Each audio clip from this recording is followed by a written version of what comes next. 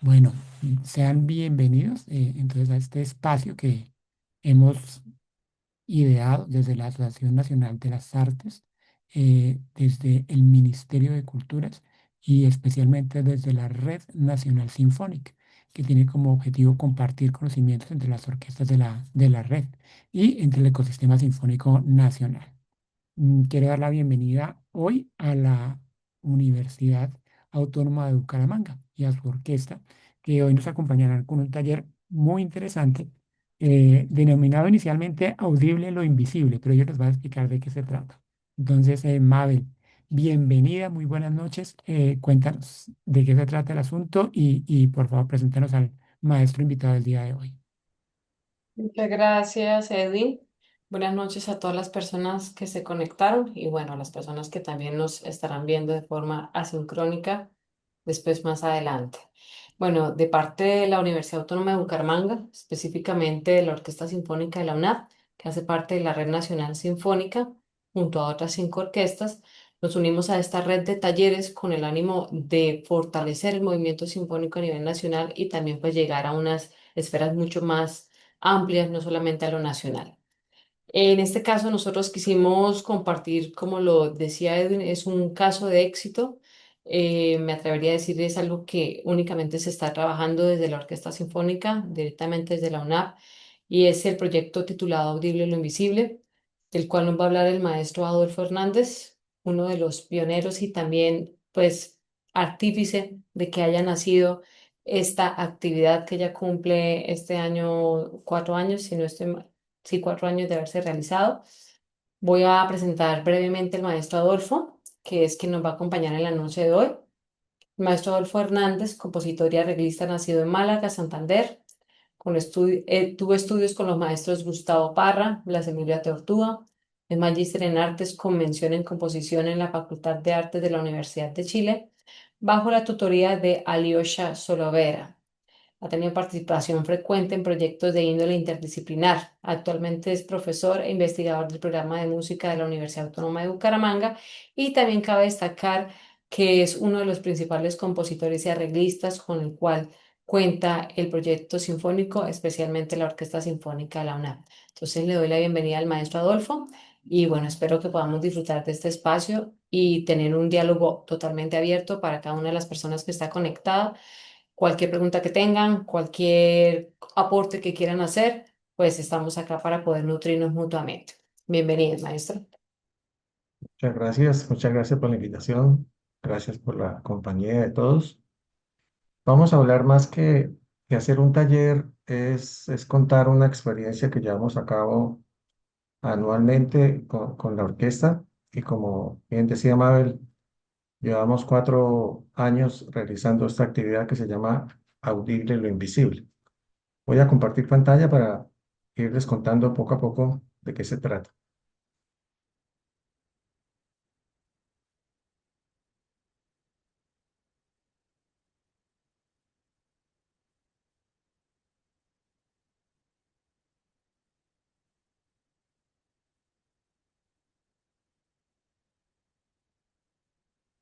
Bien, Audible lo Invisible eh,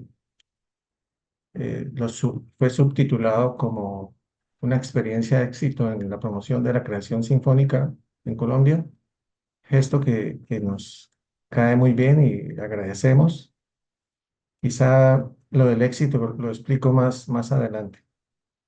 Audible lo invisible significa hacer sonar lo que está escondido, ¿no? ¿A qué hace referencia? Este juego de palabras básicamente se da porque hay muchas obras eh, de compositores colombianos que reposan en distintos sitios que nunca escuchamos, o también hace referencia a los espacios de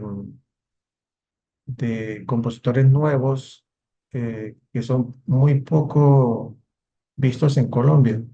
Y entonces se abre justamente esta jornada de lectura de partituras para que los jóvenes y también hagamos reflexión sobre lo que está pasando con los repertorios en general de los compositores colombianos, qué ocurre ahí. Entonces, ese es como el asunto del significado.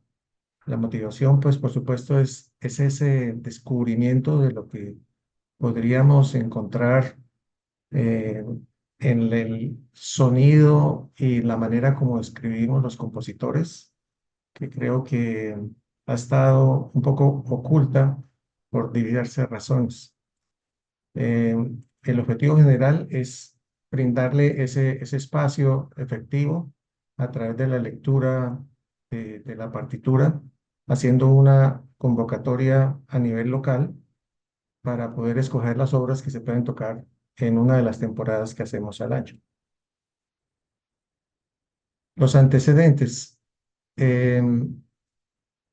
Debo contar de alguna forma este relato de forma personal y tomé como pretexto este, esta parte de un diario chileno, el Mercurio, que dice, la juventud se ha apoderado del Teatro Universidad de Chile, donde se está desarrollando la temporada del Descubrimiento 2004 de la Orquesta Sinfónica de Chile. En el tercer concierto de este ciclo, este viernes 4 de junio a las 19:30, dos juveniles músicos mostrarán su talento. Ellos son el compositor Álvaro Cabrera, con su obra La víctima es un espejo, y la violinista Catalina Escobar Avaria, que participará como solista en el concierto para violín número 3 de Camille Saint-Saëns. El programa, que será dirigido por el titular de la agrupación, David Del Pino, culminará con la interpretación de la Sinfonía 40 de Wolfgang Amadeus Mozart. Entonces, esto es, como digo, de manera personal, el momento en que me encontraba haciendo estudios en esa ciudad, y en la Universidad de Chile, y veía cómo esta temporada del descubrimiento se daba cada año, que era tanto para músicos, intérpretes, como para músicos compositores.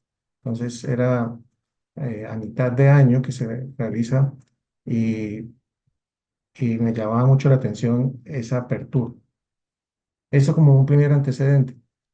Luego, también la Orquesta Sinfónica Nacional de Colombia estuvo haciendo eh, este tipo de lecturas y hacía convocatoria.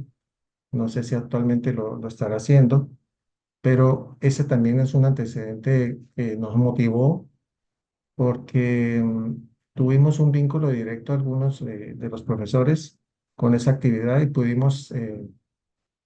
fuimos afortunados para viajar y escuchar el trabajo que estábamos haciendo bajo la dirección de quien estaba en ese momento y escuchar la obra con la Orquesta Nacional. Otro elemento que parte y que es motivador en este caso es un sondeo que realizamos dentro del programa de música y es qué tanto repertorio de nivel de procedencia europea se realiza dentro de las clases que se imparte, que tanto se imparte. Entonces nosotros encontramos que el porcentaje era 93% europeo frente a un 7% latinoamericano, ni siquiera colombiano, latinoamericano. Entonces eso nos llamó la atención y esos tres elementos en conversación con nuestro director, decidimos como programa abrir un espacio para que se diera la oportunidad tanto a estudiantes como a profesores de escuchar el trabajo que estaban haciendo a nivel profesional, a nivel creativo. Esta jornada básicamente es de carácter académico, o sea, no es una jornada eh, para concierto público abierto como el resto de las temporadas, sino que tiene un carácter académico. Entonces, en él lo que se hace básicamente como dinámica es hacer el ensayo, pero en el ensayo se realizan correcciones, se le hacen sugerencias a los compositores, eh, y no es solamente un ensayo, ha habido ocasiones en que han sido hasta tres ensayos, o hacemos dos ensayos y un concierto, de manera que la persona que participa, tenga oportunidad de escuchar varias veces y tenga también sugerencias de los músicos que están tocando dentro de la orquesta. Y las sugerencias provienen de muchas cosas, de cómo está escrita la partitura, de la música, de la técnica que le escribe a los instrumentos. En general es ese el enfoque. Quisiera mirar, nosotros hacemos una convocatoria. Aquí tenemos un ejemplo de eh, la convocatoria del 2023, perdón, y dice lo siguiente. Entonces acá está audible lo invisible. Y en este caso, esta convocatoria del 2023 estaba hecha para estudiantes del programa de música, para graduados y egresados del programa. Graduados, por la connotación que tiene en la UNAP, son los que tuvieron título, y egresados que simplemente estudiaron y no culminaron sus estudios. Y también una tercera categoría, que son músicos, compositores externos, que pueden no ser de la universidad directamente, pero que sí viven en el área metropolitana de Bucaramanga. En esta convocatoria, pues, por supuesto, hacíamos eh, el ofrecimiento para que dos proponentes de cada una de las categorías participara. En ocasiones no contábamos con, no sé si si 2023 fue el caso, pero en ocasiones no encontrábamos la posibilidad de que dos de cada uno fueran. Entonces teníamos que tomar decisiones diferentes frente a la cantidad que se iba a a requerir. También se da el formato instrumental. En este caso es un formato que estaba para la época como estaba conformada la orquesta. Eran dos flautas, dos oboes, dos clarinetes, dos fagotes, dos cornos, dos trompetas, dos trombones, un percusionista solamente, violín uno, violín dos, violas, violonchelos, contrabajos. Esa es, digamos, la convocatoria a nivel instrumental, pero era frecuente que los músicos escribieran y dijeran de la posibilidad de incluir otros instrumentos, porque ocurría que no escribían directamente para este formato, sino que tenían alguna obra anterior y querían reajustarla, o en ocasiones tenían necesidad de incluir el instrumento porque ya estaba en el formato anterior. Entonces se colocan unas condiciones de participación, el tiempo y sobre todo incluimos algo que tenga que ver con los criterios de selección. En los criterios de selección se dice que se debe presentar partituras que obedezcan a los criterios universales de edición musical. Ese elemento tenía que ver con la organización del score, las partes, eh, que vino fantástico el taller de hace 15 días, eh, porque se nota a través del proceso que realizamos que los compositores somos un poco descuidados con el asunto, en los espacios, en los tamaños, en fin, en una cantidad de cuestiones. Y eso es justamente la oportunidad de hacer revisión durante la jornada para que se vea el efecto de lo académico, en poderle brindar a los estudiantes y a los colegas también ese espacio para reconocer cómo escribir mejor. Y uno también se beneficia porque en la medida que uno observa, escucha, recibe los comentarios del director, que para las ocasiones, todas las ocasiones que lo hemos hecho ha sido con el maestro Eduardo Carrizosa, pues todos terminamos recibiendo esta información y aprendiendo sobre lo importante que es escribir correctamente para que nuestras cosas, nuestras ideas funcionen mejor, para que el ensayo fluya mejor y para que finalmente pues, la obra suene en las mejores condiciones. Y una tercera eh, instrucción como criterio era la viabilidad de lectura e interpretación.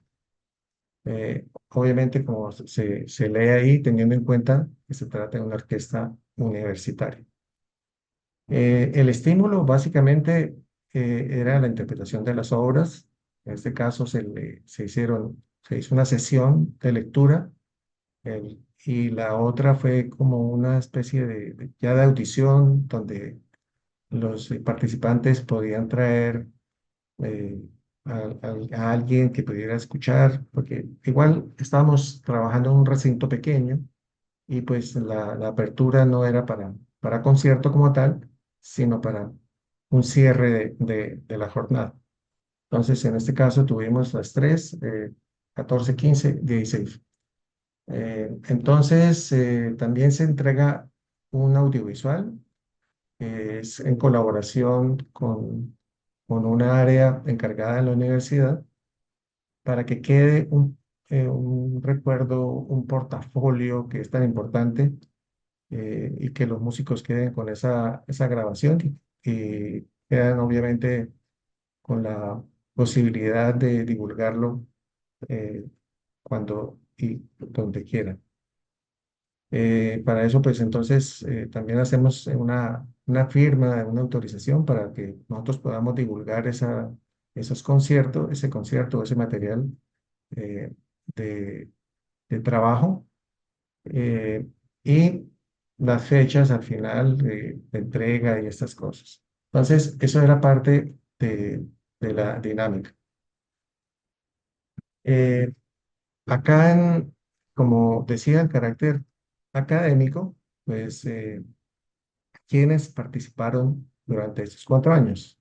Los compositores en formación, es decir, los estudiantes. Los estudiantes de nuestro programa con ejercicios de clase escritos para el formato completo de la orquesta o para sección de la orquesta.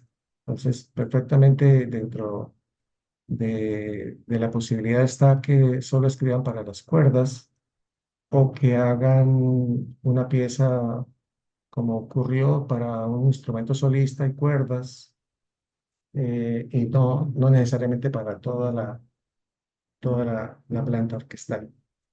Entonces, ese espacio para los estudiantes. Otro espacio para egresados, para graduados, que muchos de ellos, de los que participaron en los primeros años, viven en el extranjero, entonces mandaron sus piezas y quienes estuvieron directamente en el auditorio fueron sus parientes.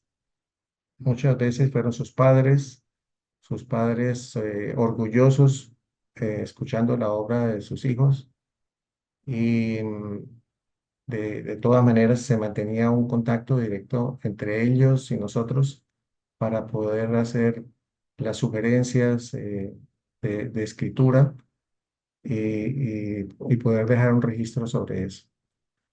El otro sector que también se vio beneficiado durante estas jornadas fueron los profesores. Algunos profesores participaron mostrando su material y es un espacio muy interesante porque permite que al mismo tiempo estén profesores y estudiantes y egresados escuchando la música que hacemos. Entonces, ese elemento es bien interesante. En los músicos locales también, eh, tenemos en la universidad otra carrera de música, está en la UIS, en la Universidad Industrial de Santander, y también hemos tenido participación allá, eh, porque los lazos en la ciudad creemos que deben ser sólidos y este es un espacio justamente para fortalecerlos. De todo este proceso, ¿qué nos quedó? Nos quedaron partituras, nos quedaron audios, nos quedaron videos de evidencia eh, de estas jornadas, partituras que se fueron modificando con el paso de los días y que fueron, digamos, devueltas a los compositores para que tuvieran eh, una retroalimentación, aparte de que ellos habían estado acá y habían hecho sus propias grabaciones. Aprendizajes derivados. Creo que hay muchas cosas que uno cuando hace un proyecto de estos no tiene idea que puedan ocurrir, como es el caso de un poco lo que comentaba de la escritura. Uno supone eh, que la escritura para los instrumentos se entiende porque el esfuerzo que se hace desde los centros de educación de música da como esa formación, pero se nota que no. Entonces es un llamado de atención hacia nosotros. ¿Qué tanto estamos haciendo, qué tan efectivos estamos haciendo para que la escritura sea correcta? O también llamando la atención para que los músicos, los compositores, se acerquen mucho más, se preparen más, hoy que hay tanta ayuda a través de Internet, que puedan hacer un poco más profunda su conocimiento para poder enfrentar este tipo de procesos. También hubo cosas un poco anecdóticas como la obra se toca y el participante dice que por favor no divulguemos la obra porque no le gustó como se interpretó. Cosas de ese estilo. Entonces, hay muchas cosas que con eso nosotros hemos venido modificando el formato de convocatoria para ajustarlo, para tener como una dinámica mucho más efectiva. Hasta ahí, hasta ahí voy y quisiera como abrir espacio para quienes quieran participar con esta pregunta. Eh, Somos 10 personas acá presentes, no sé de qué procedencia sean, pero me gustaría hacerles la siguiente pregunta y es, ¿qué espacios o actividades similares existen actualmente en el país? Me refiero directamente, cada uno podría responder sobre su propia región. Llámense esos espacios lectura de partituras, se llame concurso de composición o la interpretación de obras de compositores locales. Me gustaría escucharlos. Eh, Sé que solemos usar el chat, pero creo que sería bien oportuno abrir micrófonos y compartir. Como les digo, no se trata de un taller como tal, sino más es una jornada de reflexión en torno a lo que hacemos, cómo se está visibilizando la obra del compositor colombiano. Entonces, si alguien quiere comentar algo, bienvenido. Bueno, maestro, muchas gracias por esta introducción. Habla Edwin Rojas nuevamente de la Asociación Nacional de las Artes. Y bueno, no, nosotros desde la Red Nacional Sinfónica venimos promoviendo precisamente en este último ejercicio de resolución, que es lo que nos convoca, la interpretación de obras de compositores jóvenes, de compositoras, pero en general de compositores colombianos. Entonces, esa, digamos, invitación que ha hecho el Ministerio de Culturas a las orquestas ha tenido un impacto en la curaduría de las obras. Hemos encontrado ya una mayor presencia de obras de compositores colombianos. Aquí, por ejemplo, en Bogotá, se dedicó todo un concierto a obras de compositores jóvenes, lo cual pues fue muy interesante tanto para ellos como para la orquesta, al enfrentar a veces retos técnicos distintos, otro tipo de estéticas, otras posibilidades artísticas, ¿no? Entonces, desde la Red Nacional Sinfónica y desde el Ministerio, se viene promoviendo este ejercicio de pronto un poco en resonancia a lo que viene ocurriendo en Bucaramanga, ¿no? Es como de pronto eso, una resonancia de este evento que viene pues con un impulso importante y que convoca los compositores, por lo menos del área de Bucaramanga. Entonces eso le puedo contar desde Bogotá. Muchas gracias. Quizá haya participación de otra zona del país como para conocer eh, cómo fue eh, la solución que le dieron al encargo que hizo el ministerio con la obra de la compositora.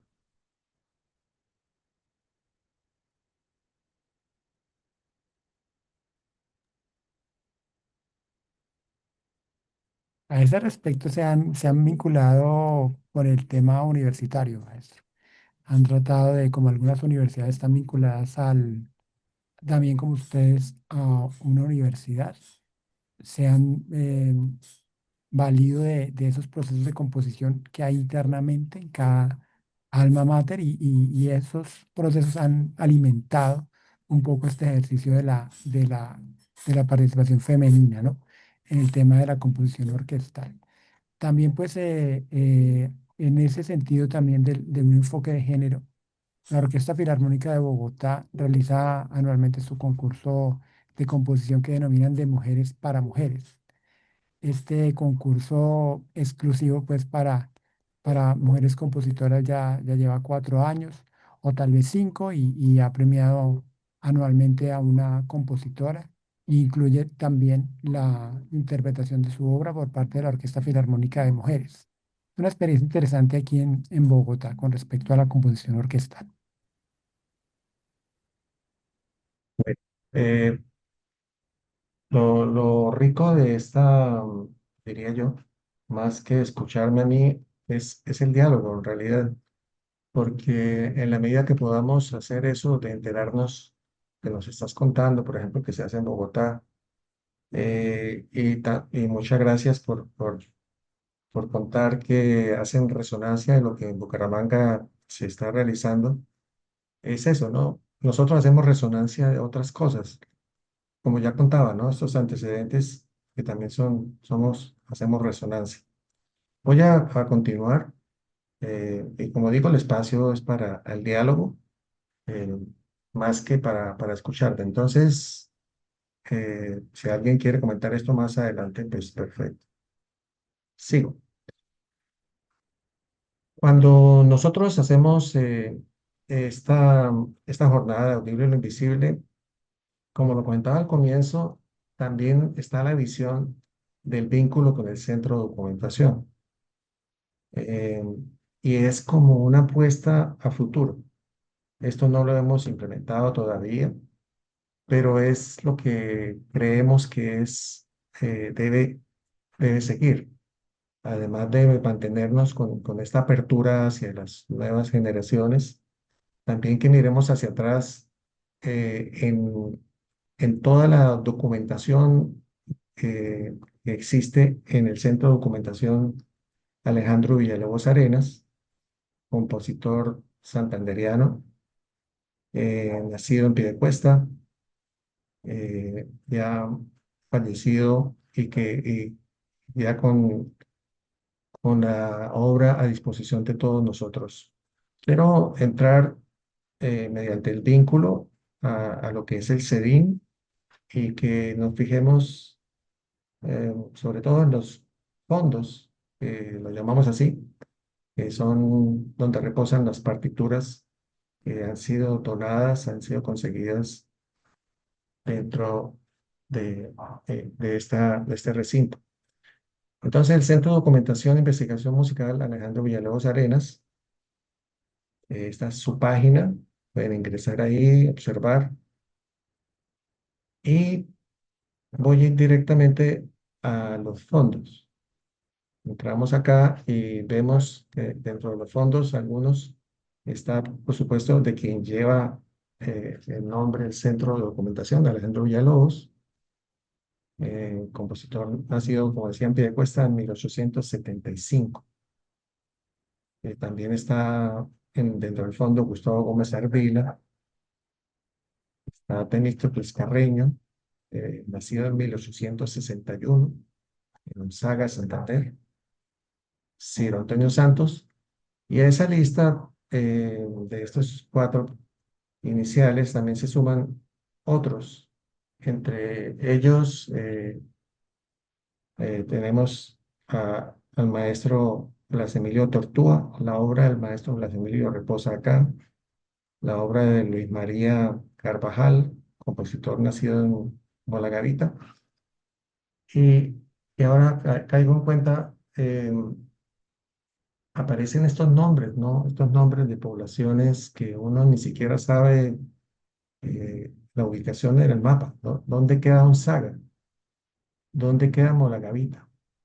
Y eso también es parte de todo este asunto, es que nos reconozcamos como país, porque hay personas de muchos pueblos que migraron a las ciudades tratando de aprender, eh, como el caso de Luis María Carvajal, por dar un ejemplo.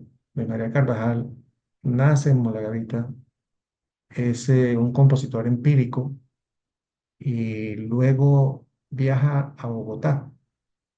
En Bogotá ingresa al Conservatorio Nacional.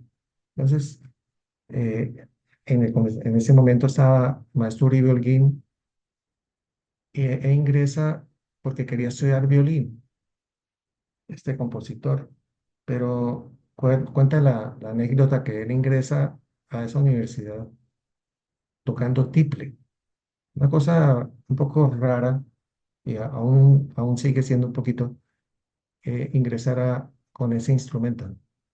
Entonces, pero no estudió tiple, por supuesto, sino que finalmente estudió violín y estudió dirección y se formó allá.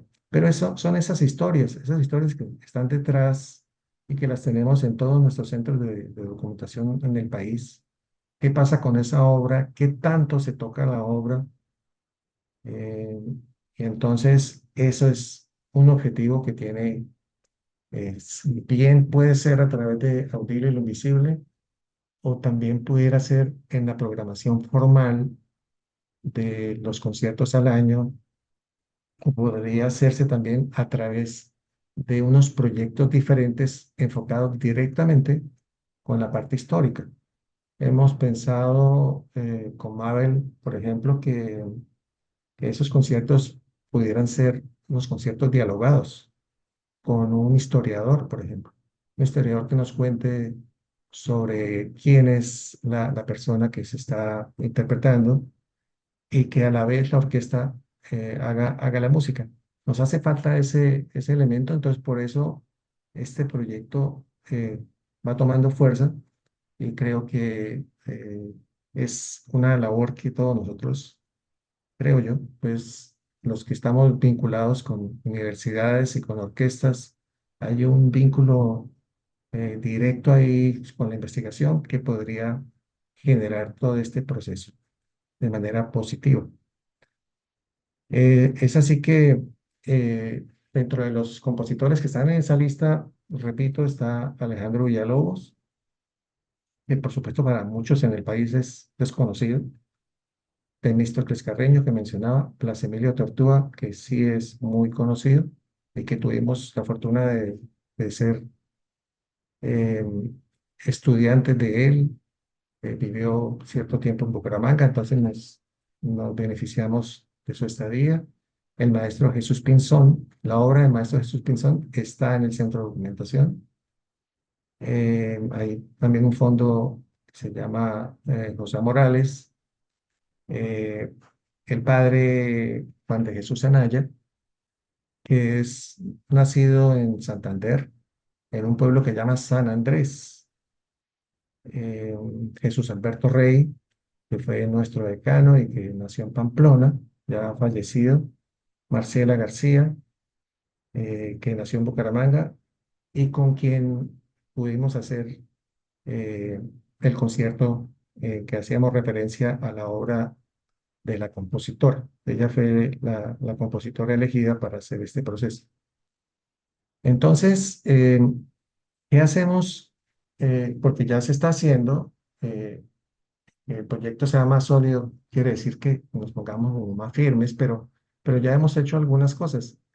Quiero mencionar nuestra próxima jornada de concierto va a ser concierto de Navidad. Entonces, desde hace alguna década, más o menos, un poco más, yo creo que dos décadas, nos pusimos en la tarea de averiguar Villancicos de Santander. Y encontramos al padre Juan de Jesús Anaya, que había escrito varios villancicos y pertenecía a una comunidad religiosa y está programado para la próxima concierto un villancico que se llama La Alegría de Belén, y un villancico también de la maestra Marcela García, que lleva por título La Bobina del Niño Dios. Entonces, es ese proceso. Entonces, la música está saliendo también del centro de documentación. ¿Qué ocurre en el centro de documentación? Pues las obras como tal no, para la orquesta no existen. Lo que escribe el padre Anaya son partituras para piano, algunas ediciones, otras son manuscritos simplemente de la línea melódica, y pues alguien tiene que encargarse de hacer la versión para la orquesta y eso se ha realizado. Y entonces ese es como el proceso. ¿Cómo hacemos visible la obra? Uno, pues a través de la interpretación directa, pero también la adaptación es también un trabajo que hay que realizar. En ese asunto de la adaptación, pues hay trabajos que se han hecho, por ejemplo, de obras de compositores en versiones para piano, en versiones para grupos de cámara, como por ejemplo la obra de Jesús Alberto Rey, que él escribió para piano, un libro precioso de piezas en un enfoque pedagógico. Se han escrito para distintos instrumentos, versión para cuarteto de cuerdas, por ejemplo, eh, y algunas versiones ahora que se hizo Interviolas en Bogotá, se presentó parte de ese material, versiones para esos instrumentos, 6 violas, acompañadas con contrabajo y percusión. Y por supuesto las versiones para orquesta, que es lo que nos convoca en este caso. Y viene entonces otro diálogo, otra actividad. Quisiera, si ustedes me brindan información en relación con esto que me gustaría conocer, y es qué centros de documentación se encuentran vinculados con las orquestas de la red, qué compositores locales han sido interpretadas por sus orquestas. Dos preguntas que si quiere alguien responder, pues sería muy bonito compartir eso también. Abro el espacio.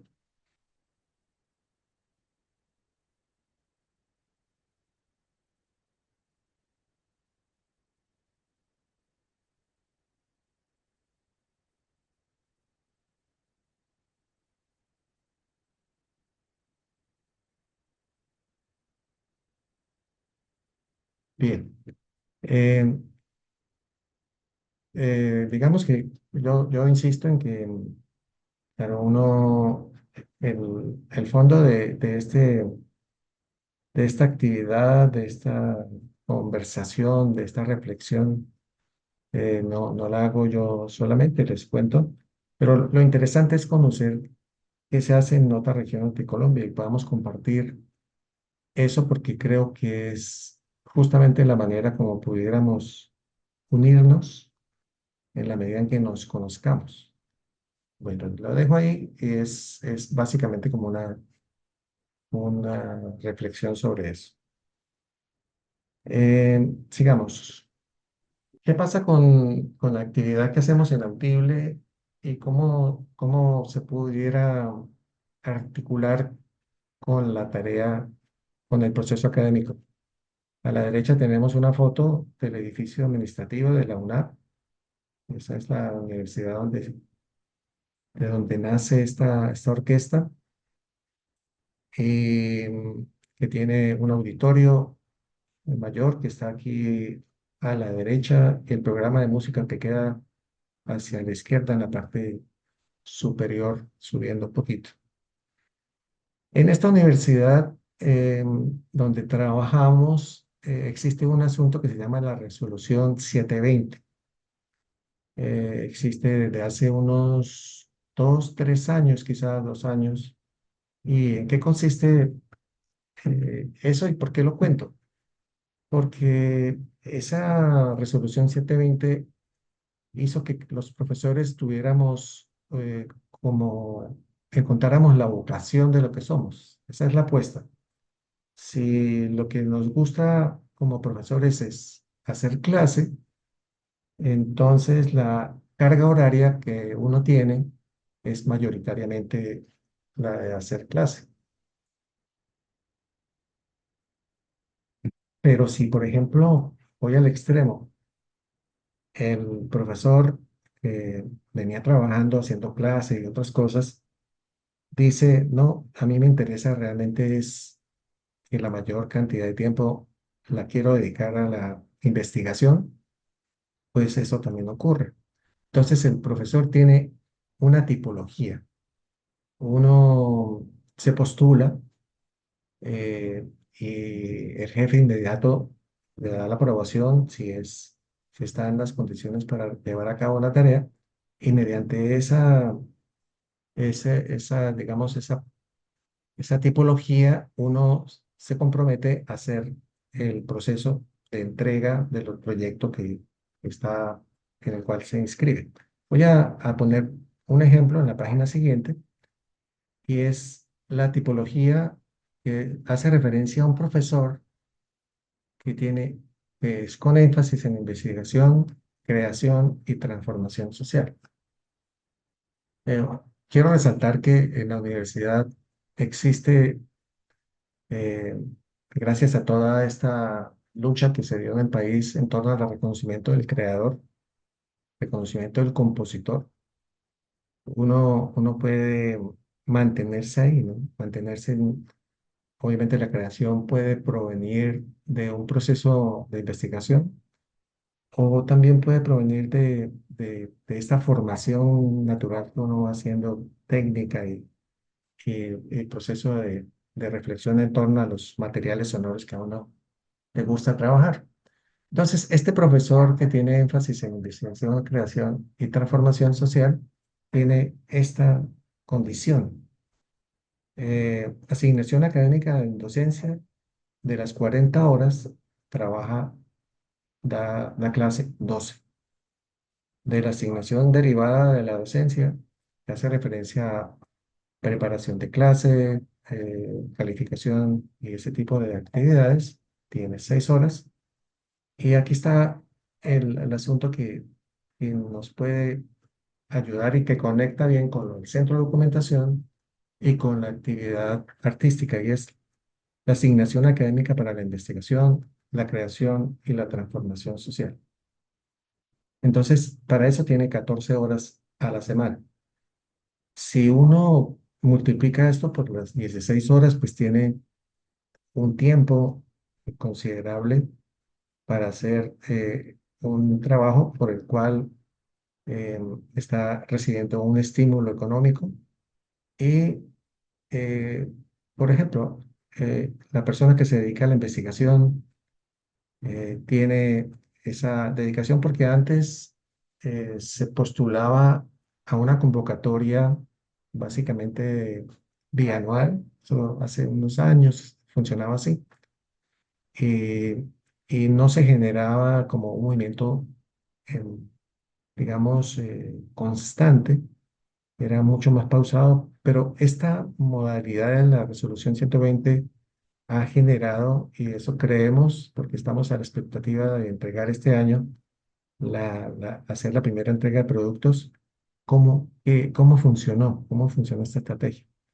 Creo que bien, en realidad por el sondeo que uno hace, los diálogos que tiene con los demás y los productos que pueden hacerse a partir de acá.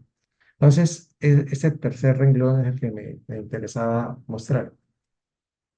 Me devuelvo a la actividad académica por eso, ¿no? Entonces, ¿cómo conecto lo anterior, que era el centro de documentación, con este estímulo de tener tiempo, que es una cosa que para uno como compositor o arreglista es absolutamente indispensable, ¿no? Tiempo de calidad para dedicarle porque uno trabaja en la universidad y hay unos espacios favorables en realidad, silencio o también hay salones con el piano y uno puede tener a disposición eh, esa posibilidad real de crear.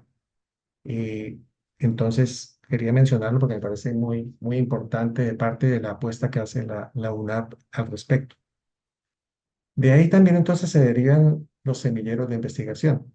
En el caso de nosotros, el semillero se llama Los Músicos y es básicamente esta, este acompañamiento que le hacemos a los estudiantes en sus propios proyectos o la vinculación que ellos tienen con los nuestros.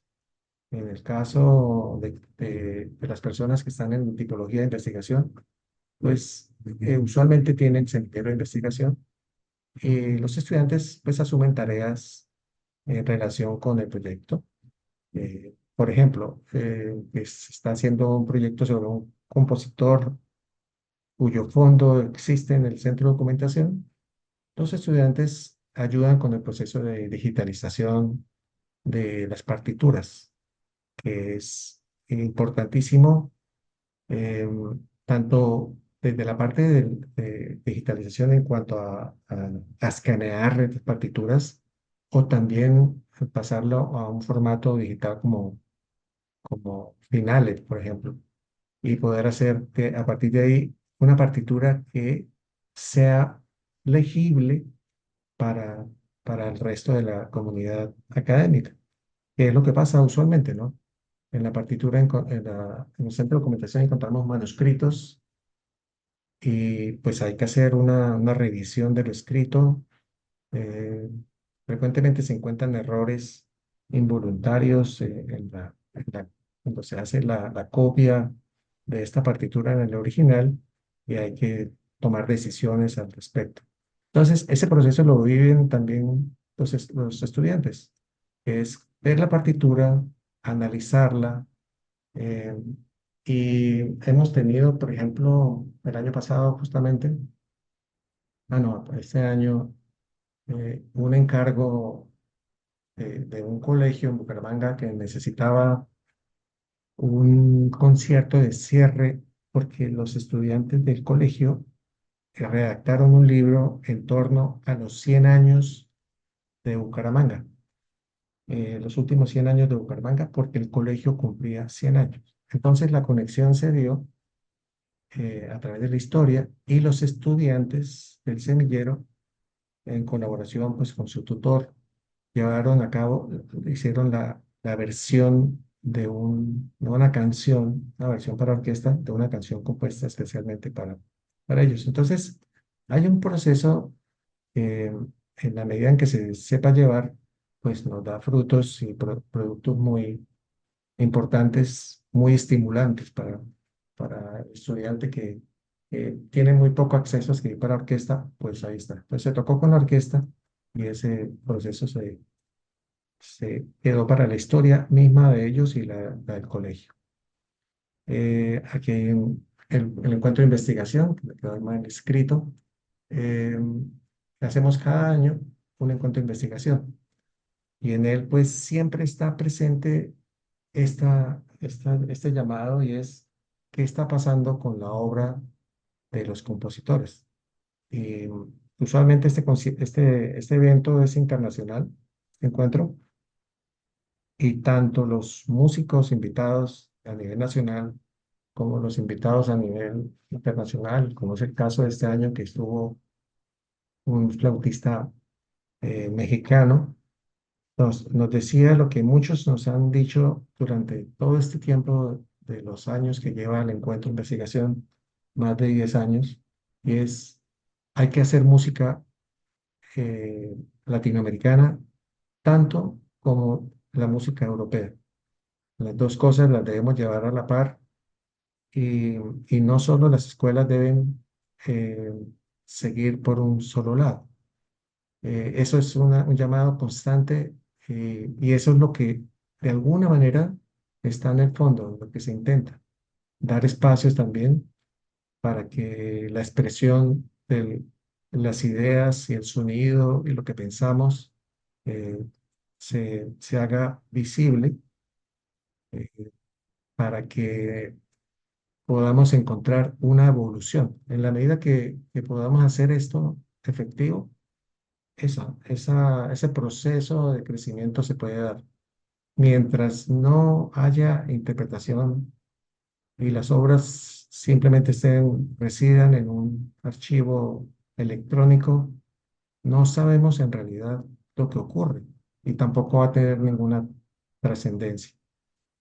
Esa es entonces esa conexión, ¿no? Que vamos viendo que creo que la hemos sentido natural y, y que conduce a que, vuelvo a insistir en el título, hagamos audible lo invisible, lo hasta ahora invisible.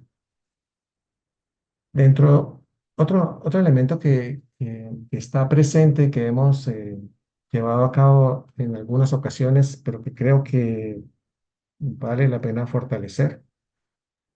Y insisto que volviendo al término de resonancia, me parece importante la resonancia que hace uno en un país distinto, ver qué cosas se hacen, es esta cuestión de lo interdisciplinar, actividades interdisciplinares. Obviamente nos llevan lejos, años luz, quizá respecto a Bucaramanga, menciono sobre todo el hecho de hacer cosas con otros. Y está aquí en el asunto académico porque quiero mostrar un ejemplo de algo que hicimos en el 2019 que tiene que ver con la unión entre la orquesta y una compañía de danza, una compañía que se llama Compañía Dante. Eh, Miremos un fragmento de esta obra que es una puesta en escena y que cuenta un día de Domingo de Ramos. Es una narrativa en torno a las tradiciones de Santander. Y ese es un fragmento de una obra que en realidad dura una hora completa, pero de la cual hicimos con la orquesta una pieza, escuchemos un fragmento.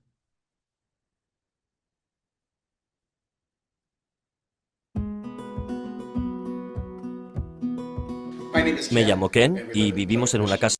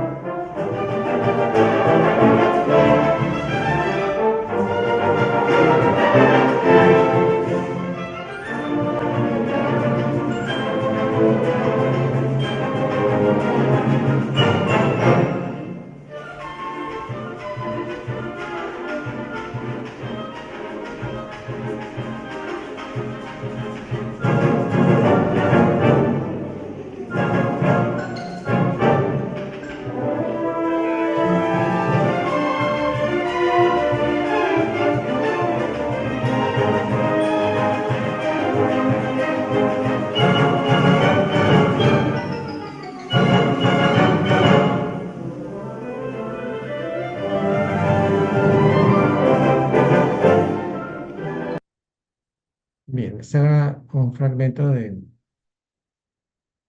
de esa pieza que hicimos en el 2019, una apuesta por parte del grupo de danza en torno a la danza teatro, de un trabajo que se hizo más o menos en 1996. Desde esa época están trabajando ellos y esa obra hace parte de esa producción. Eh, Esa obra ganó, la obra de danza ganó, participó en una convocatoria nacional y se ganó la beca. Entonces, una beca nacional. Y creo que esos son los valores, ¿no? Son los valores, una obra que representa a lo santanderiano, eh, porque no, nos pasa en Bucaramanga que decimos, bueno, ¿qué representa Bucaramanga? Y uno no identifica o no tiene claro, como sí puede ocurrir en Cali, puede ocurrir en Barranquilla, en Medellín, pero en Bucaramanga es un poco raro y eso es, creo que, una labor que nosotros como artistas necesitamos también trabajar, qué nos identifica y cómo hacemos para darle empuje a ese tipo de cosas que podríamos encontrar a través de la investigación, a través de la historia, en fin. Entonces, el trabajo interdisciplinar. Creo que es importante porque, entre otras cosas, nosotros, bueno, es una cosa que yo pienso personalmente, nosotros los músicos pudiéramos generar más crecimiento en la medida en que tengamos conocimiento en torno al teatro, en torno a la danza, en torno a la poesía, en torno a la pintura. Si nos dedicáramos, nos abriéramos un poco, yo como compositor, si aprendo a hacer otras cosas, sé que mi música va a resolverse diferente. ¿Cómo piensa un director de cine? ¿Cómo pienso yo como director de música? Hay vínculos, hay cuestiones que no son comunes y creo que esa es la riqueza. Cuando uno se junta con un pintor, por ejemplo, ¿cómo es su proceso creativo? Eh, y uno encuentra los colores, cómo piensa un pintor los colores y cómo piensa un compositor los colores. Eso creo que es como la idea, ¿no? A través de estas actividades interdisciplinarias que a la final conduzcan a proyectos interdisciplinarios. La actividad no necesariamente es un proyecto creativo en sí, pero nos abre un puente para que podamos llevar a cabo ese proceso de una manera mucho más certera. No se trata solamente para hacer un proyecto de juntar dos personas diferentes. No, yo pienso que es una dinámica mucho más de fondo pero a través de estas actividades, creo que al menos uno se conoce con quien hace otras cosas. Entonces, eso también se ha hecho en la universidad con la orquesta. Está un poco el ejemplo. Para terminar, el asunto de la articulación con la academia, está algo que denomina material de apoyo para las clases. Y doy un ejemplo.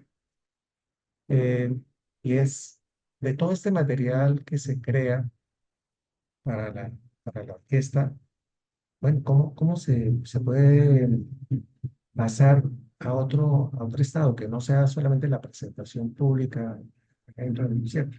Pues yo digo, no, pues pudiéramos aprovechar que esas partituras sean revisadas, analizadas en clase. Traigo esta pieza que se llama Carlos C.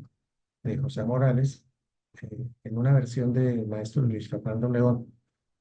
Y la traigo acá porque el maestro Luis Fernando León hizo un obsequio para la orquesta de la UNAM y fue eh, la escritura de tres piezas que son para dos bandolas, triple guitarra y una orquesta de cuerdas, maderas a uno, no recuerdo bien, ahorita miramos.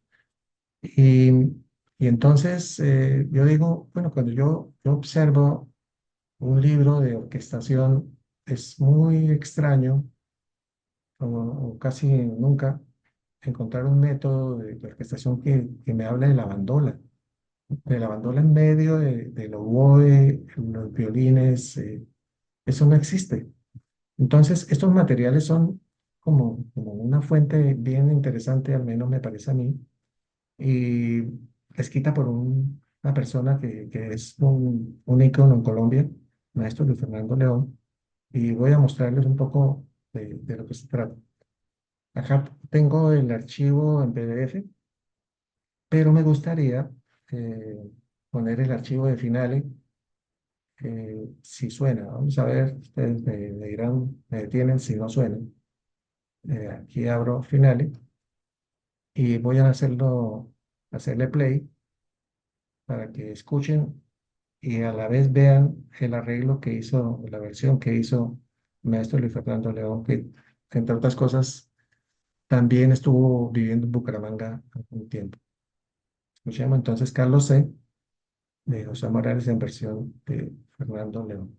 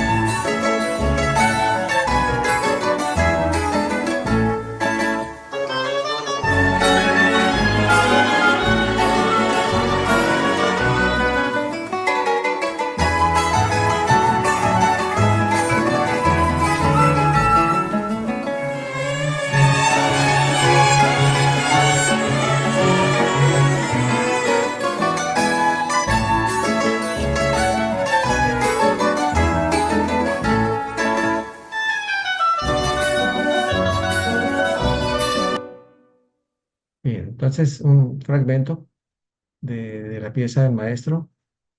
Eh, Como pueden apreciar, es una posibilidad ahí latente de aprovechar el material que se hace en Audible, lo invisible, o también a través de esto de esta propuesta de proyecto donde se toquen músicas colombianas y que ese elemento que queda, que es la partitura, también haga parte de las clases.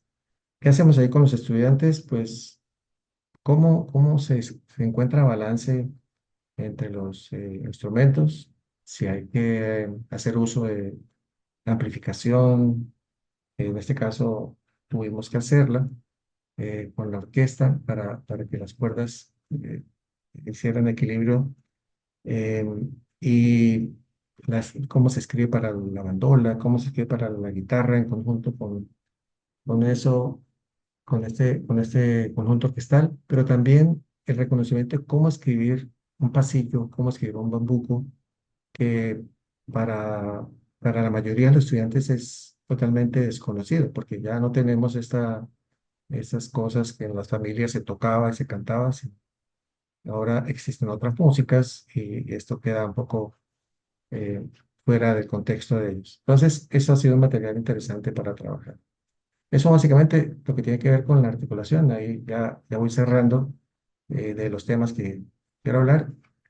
Y no voy a preguntar, pero la pregunta estaba y es, ¿qué conexiones intencionales existen entre la actividad propia de la academia y la práctica orquestal en las regiones?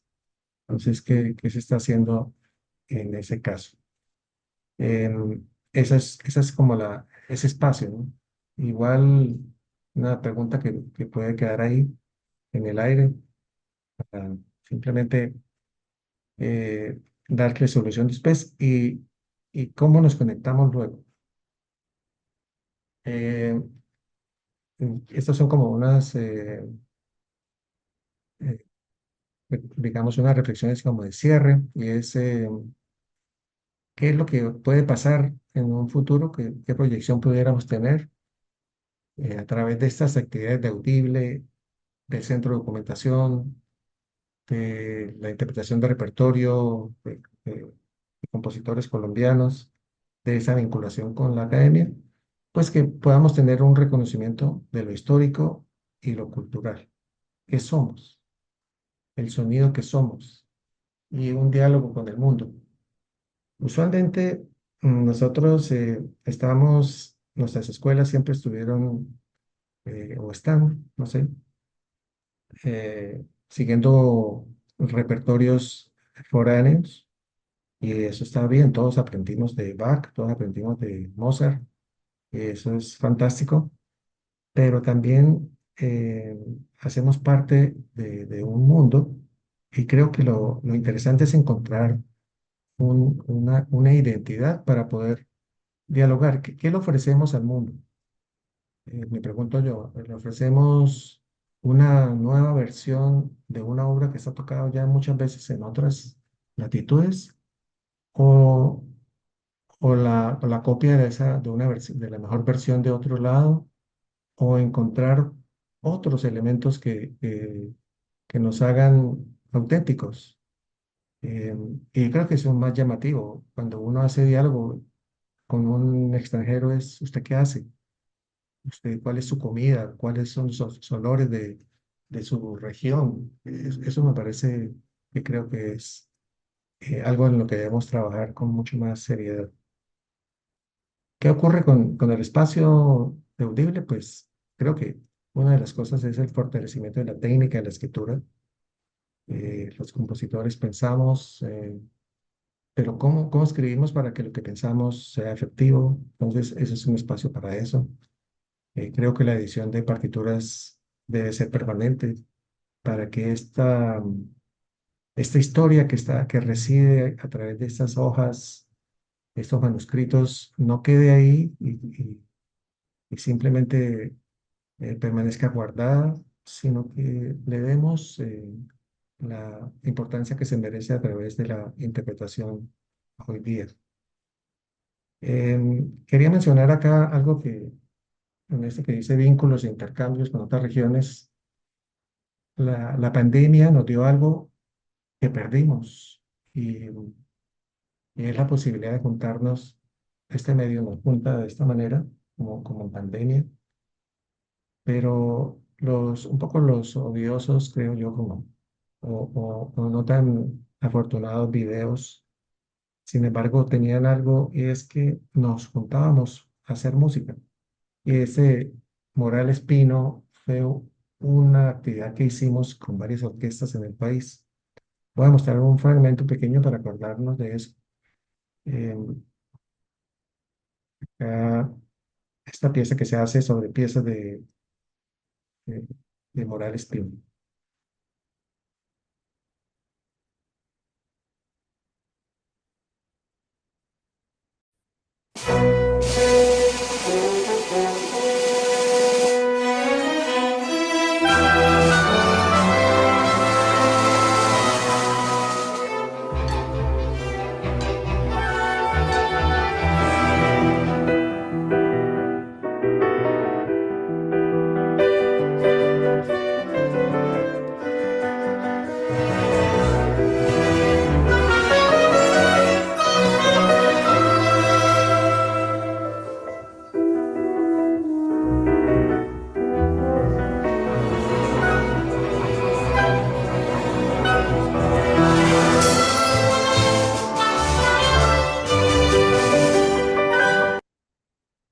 Bien, este es un ejemplo, lo traigo a colación porque dentro de esas actividades que, con todo respeto, podría hacerse en Colombia es mantener esto, ¿no? No los videos por internet, sino el intercambio, cómo hacer proyectos juntos. Ese es el punto. Entonces, seguramente se podrán reconocer caras ahí de personas conocidas de las orquestas de, no sé, en Bogotá, en Medellín y de Cali, principalmente, que es donde están ahí. No sé si la Caldas participó justamente en ese proyecto.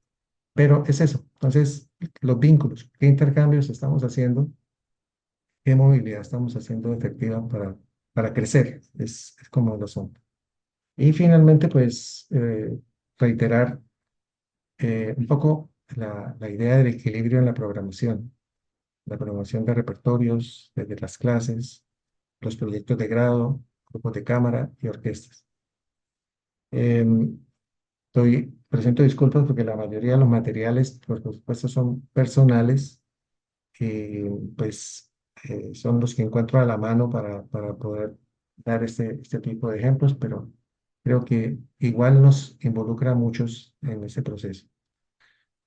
Finalmente quiero decir que pues que gracias por haber señalado que Audible lo Invisible es una experiencia de éxito, pero igual yo pienso que el éxito, como dice la frase, quizás resida en la generación de espacios diversos en busca del aprendizaje colectivo. Diría yo que es eso y que fundamentalmente lo que estamos haciendo ahí es darnos espacio y la posibilidad de, de hacer cosas de las que pudiéramos no estar siempre certeros, pero que pues, con una mirada siempre atenta nos pueden generar algo para crecer. Básicamente es eso. Muchas gracias. Si quieren hacer algún comentario ya para hacer cierre de este espacio, pues muchas gracias. Bueno, yo tengo como algunas preguntas. Eh, la primera es de los fondos que el maestro nombró. Cuando vemos varios nombrecitos, hay varias obras documentadas allá en ese centro de documentación. Están los manuscritos de esas obras. Está en construcción. ¿Cómo va eso inicialmente? Es la primera pregunta. Bien, digamos que yo muestro el panorama de lo que se puede hacer. Eh, Diría que los, la universidad en este momento carece de una persona directamente encargada como se debe. Está la maestra Joana Calderón, pero no tiene una asignación de horas constante. Entonces, es algo que no se está avanzando en ese proceso. Por lo tanto, es como algo que mejorar, ¿no? La, la actividad de un centro de documentación requiere casi como una brigada de quien copia, de quien sistematiza, de quien hace catalogación, y es un trabajo muy grande que deberíamos asumir con bastante seriedad.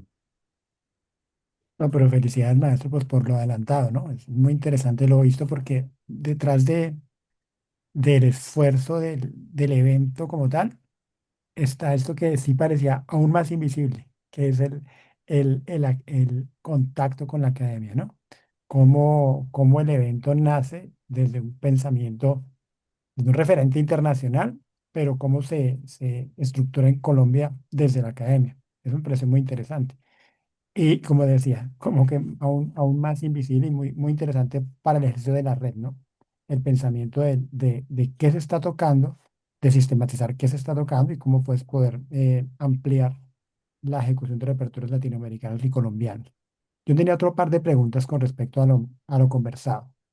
¿Cómo les ha ido con el tema de los derechos de autor a la hora de interpretar las obras que no han cumplido todavía este tiempo para ser interpretadas libremente? Ese es otro problema, claro. Problema serio porque, por ejemplo, tenemos la obra del maestro Jesús Pinzón, pero es intocable, Ujú. justamente por derechos de autor.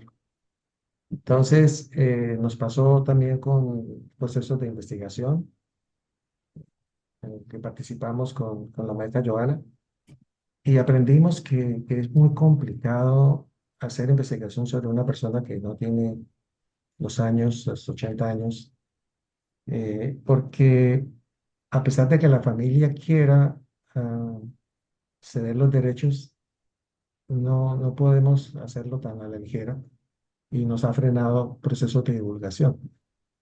Entonces, lo que nos tocó hacer es, ¿no? Dediquémonos a lo que, a las personas que están vivas y que nos firman los documentos, o a los que ya cumplieron la edad para que podamos trabajar con ellos. Eso es lamentable. Entonces, es un llamado también a nosotros, ¿no? Los compositores. ¿Qué estamos haciendo? Si nos interesa que nuestra música funcione, que se divulgue, pues deberíamos estar atentos a no dejarle problema a otros, ¿no? Ujú. Que esa música sí se toque en distintos escenarios. Y un poco para dar como comentario a tu intervención, es que justamente la idea de hacer diálogo en este espacio, que no se hizo, era esto que está pasando en Caldas, que está pasando en Cali, en Medellín, sobre estos temas. Entonces no podemos hacer ni redes ni conexiones porque pues no dialogamos. Entonces creo que, no sé, tal vez este espacio no fue afortunado, pero no por eso debemos echarnos atrás y hacer el esfuerzo para que sí se hagan estas conexiones. Creería que una idea podría ser, bueno, este año Santander toca a un compositor paisa y viene y un director paisa a dirigir como se debe tocar ese compositor paisa. Cosas de ese estilo, ¿no? Creo que nos hacen crecer. Bueno, no sé si eso puede hacerse, pero creería que sí vale la pena. Mabel, ¿quieres comentar algo? Sí, yo quisiera comentar algo, pues, también desde el punto de vista como músico y que se lo he mencionado muchas veces al maestro Adolfo, ya que se abre como un espacio de debate. Siempre me genera mucha incertidumbre, pues maestro, su merced lleva muchísimos años en la universidad y muchos años en el ejercicio de la composición. Sé que aunque no se haya generado un espacio de diálogo acá, aún así su merced teje una red con colegas que trabajan directamente pues en la cátedra de composición. Tal vez no en todas las partes principales de Colombia, pero sí con uno que otro contacto, saber qué está pasando, porque obviamente el tema de la orquesta, el formato sinfónico es un formato que es europeo, para nadie es un secreto, ¿sí? ¿Cuál es el interés de los compositores jóvenes de verdad para componer en estos formatos? Porque pues muchas veces nos encontramos con cosas que no son tan digeribles para el público, para la gente de a pie, ¿no? Entonces, ¿dónde está ese compromiso y qué es lo que está ocurriendo directamente desde la academia? Porque sí hay como una desconexión y sobre todo un reto que tenemos artísticamente y culturalmente, que es el tema de todo lo que es muy efímero, todo lo que es reciclable. Entonces, ¿qué pasa con todas las orquestas? Y lo he visto de mano del maestro Carrizosa, cuando a él lo llaman muchos directores jóvenes preguntándole, maestro, ¿qué repertorio colombiano toco? Y siempre volvemos, y Carrizosa lo dice, volvemos a las mismas obras. ¿Por qué? En algún momento esas obras tuvieron que haber tenido su momento de furor y ¿por qué se hizo ese proceso de difusión tan fuerte? ¿Por qué no ocurre ahora? Es mi gran pregunta.